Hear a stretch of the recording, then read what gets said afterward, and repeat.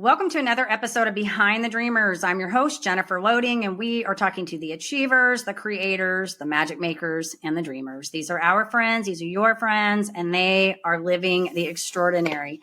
Well, I'm so excited about my guest today. I think you guys are going to be in for a treat. I say that every time because we always get amazing guests on this show, but she says that she went from being broke and broken to being a philanthropic multi-entrepreneur, from trauma survivor to soul searcher and manifesting maven, from anxious and afraid to badass iron sister, love this, and from midlife standstill to an adventurous nomad. She says she changed her life, and so can you. And so you guys, I'm so excited to chat with her today. This is going to be so much fun.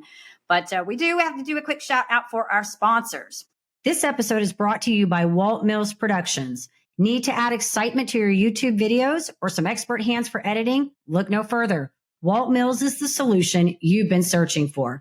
Walt is not only your go-to guy for spicing up content, he's the force behind a thriving film production company with numerous titles in the pipeline. Always on the lookout for raw talent, Walt is eager to collaborate on film and internet productions. With a background deeply rooted in entertainment and promotion, Walt Mills leverages years of skills to give you the spotlight you deserve. Want to learn more about Walt and his work? Head on over to waltmillsproductions.net and let your content shine. All right, so Sabine Schoepke is a master at helping midlife professionals reinvent themselves. As a seasoned business and life coach, an engaging best-selling author, speaker, and dedicated podcaster, she embodies the spirit of transformation. But that's not all. Sabine also stands tall as a bodybuilder, showcasing her commitment to mental and emotional strength and physical prowess. Through her challenges, including personal trauma and a battle with cancer, her mantra, clarity changes minds, changes lives, is a testament to the power of clear mind and a strong mindset. So Sabine, welcome to the show. I am so excited to chat with you today. Thank you so much. I'm so happy to be here. This can be so much fun. And I know you and I got to talk like before we even did this show. And I was like, oh my gosh, I love this woman. I'm like, I got to introduce you to somebody else because I love all my powerful, dynamic, and as you said, badass iron sister. I love these kind of women because I think you gals just have grit and tenacity and persistence and all the things that just make you incredible. So this is going to be fun. I'm excited. Yes, me too. All right. So I want to open this up because I know you're calling in from around the world now. And I want to start there because I think, when I talk about the Behind the Dreamers, I talk about living the extraordinary. And I think it's, I always say the message on this show is about showing people that people are living extraordinary lives because they're making different decisions in their lives. They're choosing to do the different. And so you've done this. And I think you've done this over and over and over. It's not been a one-time thing. But you're calling in from around the world now. And I want to start there. Like, tell us a little bit about where you are right now and what you're doing. Okay, so I am currently sitting in a little mountain home in the German Alps. And I recently relocated to this place on December 31st. I got on a plane with 2 suitcases and from Los Angeles and arrived here in my little wooden home. And I gave up everything I had in LA. I sold my company last year. And then as my kids left home for college and I was sitting there in the house by myself, I was like, what am I doing here? So I sold the house, I sold my car, I sold all my belongings, and I narrowed it all down to 2 suitcases. And here I am. It's so fun. This is trying so fun. Something new, something different. I was ready for something different. And, so it's a journey. I've been here for 4 weeks now, and every day I discover new things that challenge me. But the first week was rough because I was really sick too, and I laid there by myself, and I'm like, what did I do? Oh my God, I have no more home, I have no more stuff, I have nothing. What did I do? But in the meantime, I learned to embrace this, and I feel like every time there's another little wave of something where I'm like, oh my God, what do I do? Like, I don't know. This is all so foreign to me. I remind myself that this is actually the stuff that makes us grow and that this is a good thing. It's proof of things evolving, of me growing, of me becoming even more courageous. And when I look at it that way, I'm okay. I'm like, okay, So bring it on. Let's do this. Yeah, I think this is so great. And I think people that, I always say it's unfortunate that, and I don't know all of your personal trauma and everything, but I think it's unfortunate sometimes that we have to go through these things, but I think they lay a groundwork for the resiliency and the tenacity and the boldness and all the things that come with it later in life. So there's good that comes out of all of those things, because I think it allows, people like you to be able to do things like this, get in a position where you say, you know what? I've done well, I've done good things, and I need to change the trajectory of my life and do something different. I agree. I always say to people that I believe that our growth happens in the trenches. And I feel like a lot of things that I've experienced from at a very young age, homelessness, to when I first left Europe. I'm originally from Germany, and I left over 35 years ago, and I moved to Canada. And after I finished high school, I was on my own, and I was sitting on a park bench in Toronto. I'm like, I don't even have $3 left to my name. And I started my first company from that situation. And things like that, and then cancer and infertility, and I was unfortunately involved in a home invasion, and like all of that stuff, where in the moment it's like, oh my God, I don't know if I can make it through that, but you can, and you come out on the other end so much stronger and so much more resilient. And I am not fearful of things anymore. Like, I don't make things up in my head anymore, like the worst case scenarios, because I'm like, whatever it is, I feel like I've seen most of it. There's nothing I can't handle.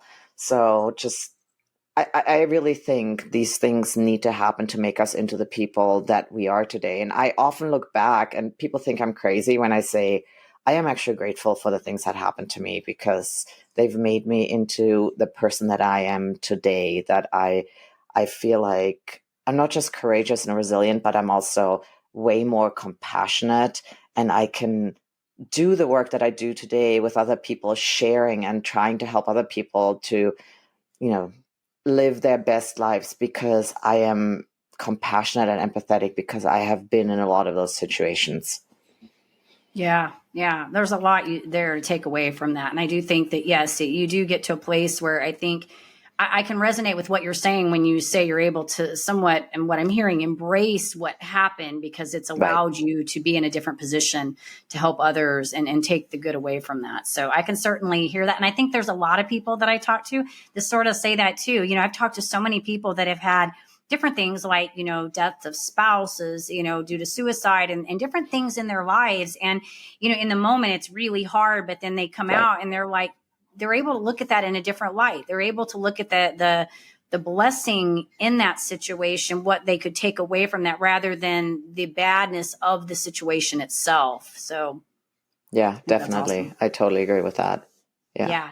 So I know one of the things you're passionate about is, work is helping, midlife women, which I think is so great, because I think we're all kind of in that space. And you Yes. and I probably know that I think for so many moms, they get stuck in this whole idea of, oh my gosh, kids have left home. I'm this midlife mom now, right? Like, I'm stuck and I can't do anything. And I think the opposite. And I don't know how you feel about this, but I'd love to hear your take on this, because I feel like as a woman in her 50s, right?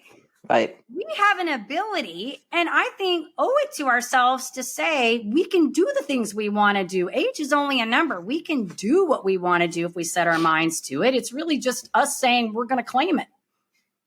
I agree with you. I think there's so much good in being in your midlife, and whether it's, I don't know, 45 to 55 or even 60. I'm actually, some of my clients, some of my most amazing clients are in their 80s. Wow. They do incredible work. They are such an inspiration. And I think it's really just up to us. Like, which way do you want to look at it? Your experiences are your gifts. They're your knowledge, your wisdom. These are the things you didn't have when you were 20, and these are tools that are so, oh my God, so incredible, valuable, and like use it to your advantage, don't look at it like you're 50. Yeah. Amazing. You're 50. Let's go. Come on. We can do incredible things. It's the So, wisdom, right? Like you yes. have wisdom that you didn't have before. Yeah. And I sometimes I'm surprised when I see young coaches and they're like in their late 20s and they seem to have all the answers and I'm like, really? You haven't seen half of it. What are you talking about? How can you seriously give advice on stuff that you've never had kids, you've never dealt with cancer, you've never, like there's a lot of things that, like we said, they're the gifts that make us stronger. And like that wisdoms, those experiences that we've had are worth so much. So yeah, no, I think it's great. I've never felt better in my life, honestly. Like physically, emotionally, spiritually, I would not want to go back to being 20. Heck no. Yeah. Yeah. No. I'm with you. Well, let's talk about your bodybuilding because that leads me into that question because Yes. you're into, that was your thing. And that I think, I've talked to a lot of different bodybuilders and I myself have done, my own share of different things, not bodybuilding, but I was a runner and I recognize there's a lot of discipline and dedication that goes into that. And again, it goes back to those decisions to do that. So I'd love to talk a little bit about what led you into that and what your experience was with that. So it was actually a trauma that led me into that. It was shortly before COVID, and somebody broke into my house and beat me up in my sleep and then tried to rape me. And it was a horrible experience that I really, and then what came afterwards, like the whole legal system is so messed up. Going through that was almost worse than the attack. And I suffered. I had never experienced anything like that. And you don't think that will ever happen to you either because you're like, I don't live in an area like that. I don't live a life like that, but it does happen. And I wasn't prepared for it. And I found myself like spiraling. I couldn't get out of bed. I had terrible PTSD and I was afraid. I was so scared of what might be next. And I didn't go to work anymore. I started drinking very heavily just to numb the pain, and then discovered working out. And there was, within my complex, there was an F45, a high intensity interval training. And they just opened up and they gave us little flyers. And at some point, I don't know what it was, I was like, you know what, I'm going to try this out. And I went in there and I realized immediately that it made me feel better. And I ended up going sometimes 3 times a day. I would go in the morning, I'd go at night, maybe in the middle of the day when I felt like, okay, this is going downhill again. I want to drink. I want to just knock myself out. I was like, I'm going to go back in there. And it got to a point where I lost so much weight from constantly working out that, and then COVID hit and they shut down. I went to a friend of mine and I said, hey, I need to do something else, but related to working out. Like I need to actually build some muscle because I went from like 130 pounds down to barely 100 pounds. And I was like, oh my God, I feel so shaky. And I was so skinny. I was like, I need to do something else to put something on this. But I need to continue. I cannot stop doing this. And he recommended somebody, and it was a gym owner at the time. The gyms were closed, but he called me in there and he said, he looked at me and he said, okay, yeah, I can do something with you, but this is going to be up to you. I'm not going to babysit you. And I said, that's fine. So we ended up training together in the closed gym, dark. It was like Rocky. Like there was no light. There was no AC. In the dark, he would train me.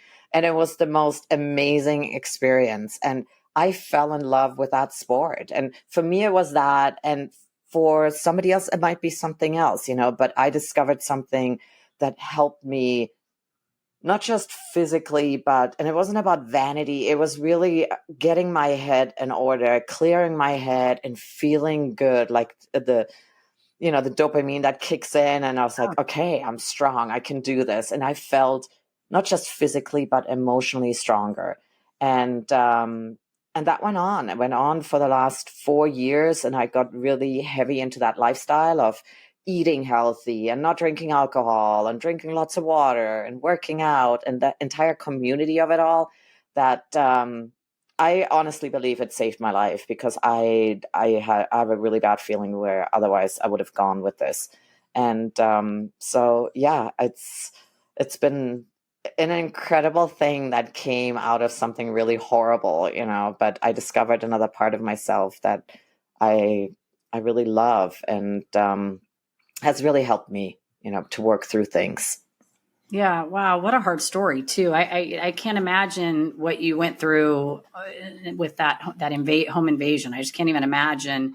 That's why you probably saw my face. I was making I just can't even fathom that. And it's crazy because I just went into I don't know, a week or so ago, I was in a part of I don't know, it was like a speaking thing that one of the police, I don't know what he was, but he basically here in the city where we're at in Plano goes around and talks about, how victims are targeted and stuff. And a lot of this I've heard because I've taken, I took a self-defense class before, so I kind of know some things, but I don't know that you're ever prepared for something like that. I mean, you don't expect someone to come into your home and do something like that. So yeah, that would, I mean, these are hard things, but I think the incredible thing to your testament is that again, being able to come out of that and find something, Right. and the power of exercising, we know. And, I talk about that even in my book, when I was going through my nerve condition in 2012, I had exercised for many, many years. It had been a part of my life, but I wasn't a big runner, and I became an avid runner. And we would sometimes go out and do a half marathon on Saturdays and turn around on Sunday, do another one. I mean, I was running probably 50, 60 miles easily.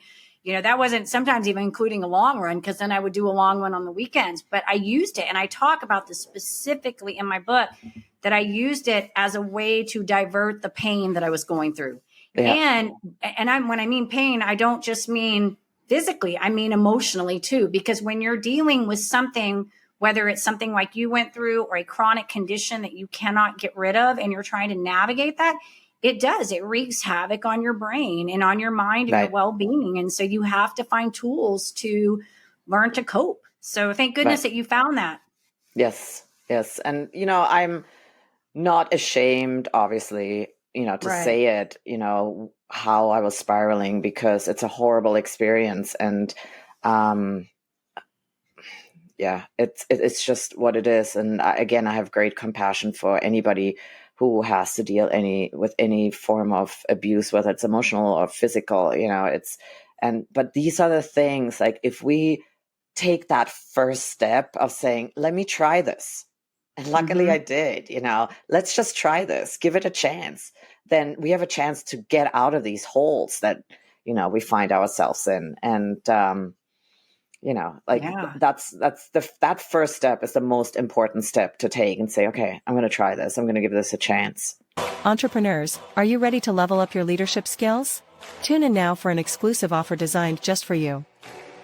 This is my time. Did you know 63% of consumers prefer businesses aligned with their values? Recognizing your core values isn't just vital for business growth, it's the bedrock of effective leadership.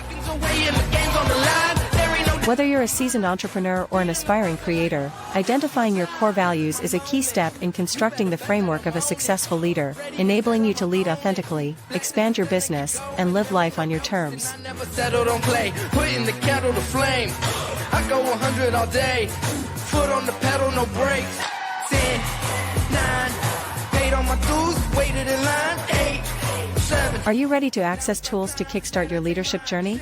Unlock a treasure trove of insights and get your free resources at www.linktree/JenniferLoading. Take that crucial first step toward realizing your leadership aspirations and elevate your leadership game today. Ready to shine. Yeah. And sometimes you just do that on blind faith. You don't always know. Sometimes, I'm sure you've found this many times. It's that first step, and then you take it. And you don't really know what's going to be the outcome of that. You just know you can't stay in the situation that you're in. Right. And even, what I've done now in the last month, people ask me, they're like, why are you doing this move? Why are you giving up everything? Your family, your friends, boyfriend, like everything. You're traveling halfway around the world to nothing. Like, there's nothing waiting for you. And it's one of those things, like, I don't know. I felt this calling to do this. And I've had a multitude of little reasons that I could argue for this. Sure. But there was like a million reasons against it, but you have I have at this point in my life, and that's something else I feel like we have at 50 that we don't have at 20, or we're not aware of at 20. Like Right. this inner calling, this instinct, this innate knowing that this is what I need to do. I can't tell you exactly why, but it feels so right, and I'm going to do this. And at this point, I have the faith in this feeling that it's going to be fine. And yes, I do not have all the answers. I don't know. I don't know exactly how this is going to work out and what I need to. I don't know the hows. I don't know, but that's Right. okay. And I have faith in that it's all going to reveal itself. All I need to do is take that first step. And there's many little first steps in this place. I'm like, I don't know how to do this, but I'm just going to go and try. Let's see what happens, And yeah, it all magically always works out. Yeah, I think it's great. I think too, wouldn't you say that you're also in that accepting responsibility too, right? Like you're saying, I'm doing this and I don't know what's going to happen. Cause I think that's what I always say about myself. I always say, I own my choices, like good or bad. Yeah. I'm okay. If I'm going to jump, I'm not going to jump toe in. We're going to dive in. And if it fails, it fails, but I'm going to own it. I'm going to say, Yes. yeah, I did that, screwed up. It's okay. And I think that's what sets people, like you free, because you can say, I'm going to do this. My intuition says this feels right. And if it screws up, it screws up. It's not the end of the world. I'll move on. I'll pick myself up and I'll just walk to the next thing. Right. But see, for me, there's no such thing really as screwing up. Like at this point in my life, it's like, I am not going to judge myself and like say, how could you do this? How did you, like, there's no failure. There's no screwing up. There's only experiences. So honestly, like, I don't think this is going to be my final destination. I don't know. People are like, oh, you're going to come back to California. And I'm like, maybe I will, maybe I won't. I don't know. Love it. I'm not looking at it as like, oh, this failed and I'm back in California. No, I am loving this time of exploring, of venturing out, of exploring foods. And like, I go to Zermatt one weekend and I'm going to Athens next weekend and I'm going to Switzerland in between. And it's so cheap to travel here. It's like, there's no failure. There's really rich experiences along the way. And I'm letting it guide me to, okay, let's go explore here, go explore there, and let's see where it takes me. But I never think of this as failure. There's no failure. It's so amazing. I feel like this is what keeps us alive. When we can go out and explore our outside world, but also explore what's going on in there. Like, how does that feel? And then adjust, adapt, change, or maybe love it and say, oh my God, I didn't know I had this in me.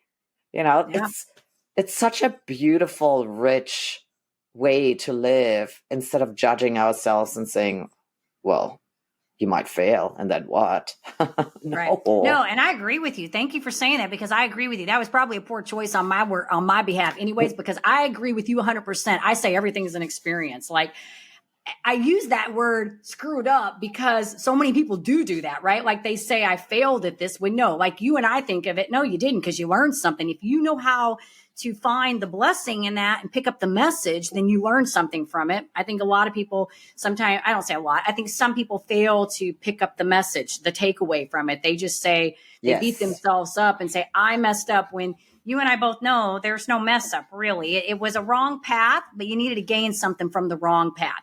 And in your case, and I could probably add to that and say that I think life is about experiences. I think that everything we do is about how we're bettering ourselves, those around us, and anything that we can do. If we go in that mindset of everything that we take on is just another experience to add to to our tool belt.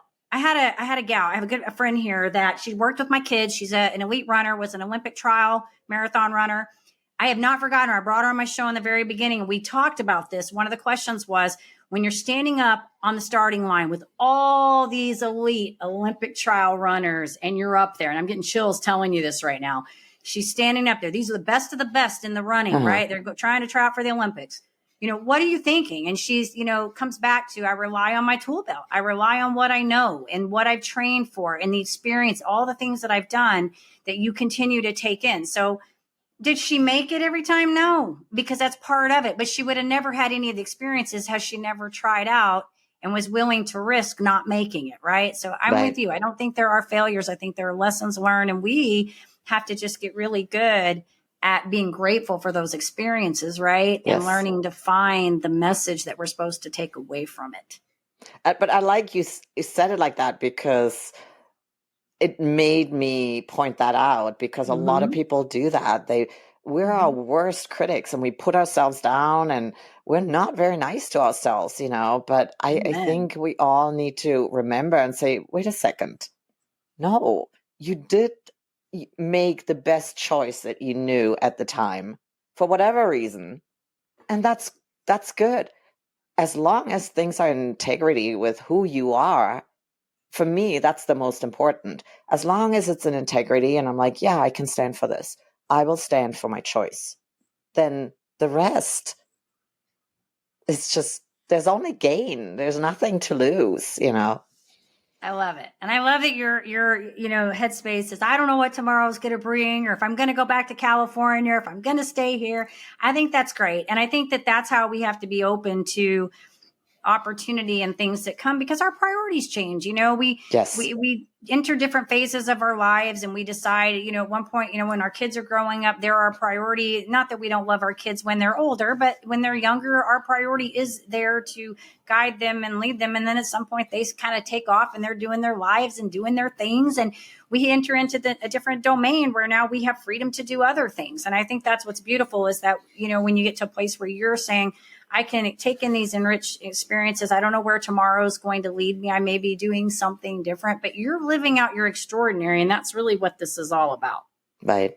And I'm very grateful that I've found a way to do what I love to do at the same time. Like, I work with my clients while I'm here. It makes no difference, because they're all over the map anyways. Right. I record my podcast episodes. I have my mic with me or headphones, and I can get to do everything that I love to do no matter where I'm at. So it all fits together so perfectly. So I feel very grateful that, I get to do all of the things that I want to do. But at the same time, these are the results of our choices, and we have nobody else to blame but ourselves if it doesn't feel good.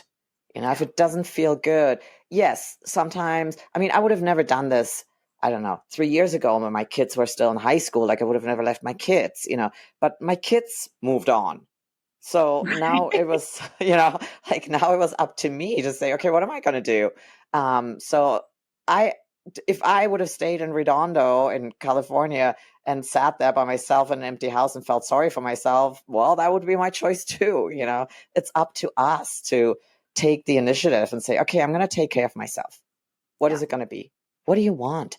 But for that, we need to get clarity on what it is that we want. And that's a process, and that's what I work with a lot of people with, and to help them figure out, what do you want? What do you actually desire?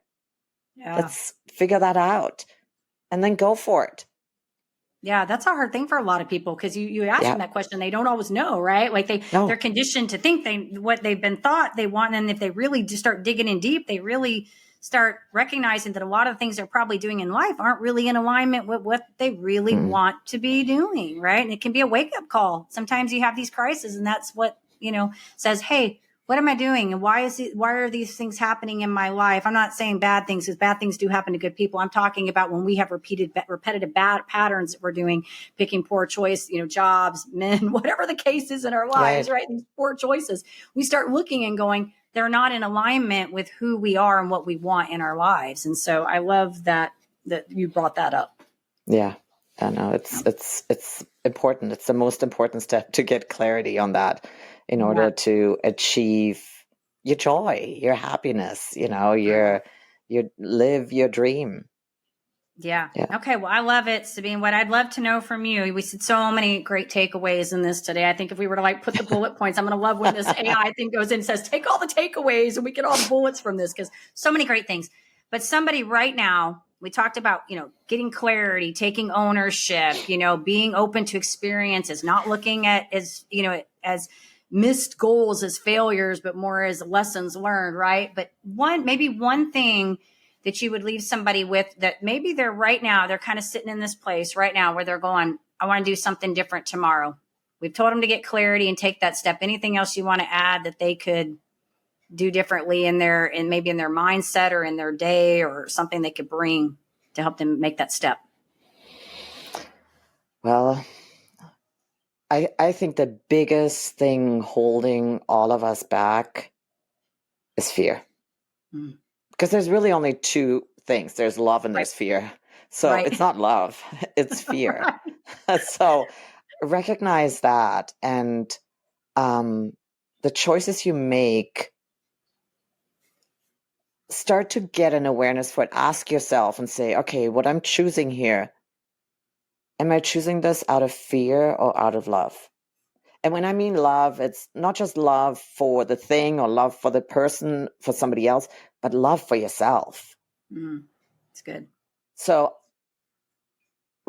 get into a pattern of asking yourself, because then you're going to figure out if it's in alignment with who you truly are, like authentically are, and how you truly want to live your life. And and you got to be so honest with yourself. Like, you don't have to tell anybody else, but just be honest with yourself and say, no, I'm choosing this because I'm afraid. I'm afraid to lose that person. I'm afraid to be alone. I'm afraid to end up alone. And then you know where your work begins. Love it. That's good. That's good. All right. Well, real quick, tell us a little bit about your podcast in case somebody wants to plug in and learn more about this. So the podcast is called The Power Life, and it talks, especially right now, like for the last, I want to say couple of months, every week, it really shares what I'm going through up in my head, like my whole process of deciding to do this and the different phases I go through. And the funny thing is, like, I sit down and I have an idea of what I want to talk about. And then as I'm recording this, I'm actually working through my challenges. Wow. And at the end, I'm like, well, thank you very much. All right. So it's been a lot of fun to share, like to really share what's going on. And like this morning, I had 3 things I had worked on over the weekend. I'm like, oh my God, I need to record this. And I recorded 3 episodes at once. I'm like, okay, this was one. Let's do another one. This needs to come out of my head, and I need to finish processing this. So it's really fun. It's life, life as what it's going on right here. It's very raw. It's very authentic. And it's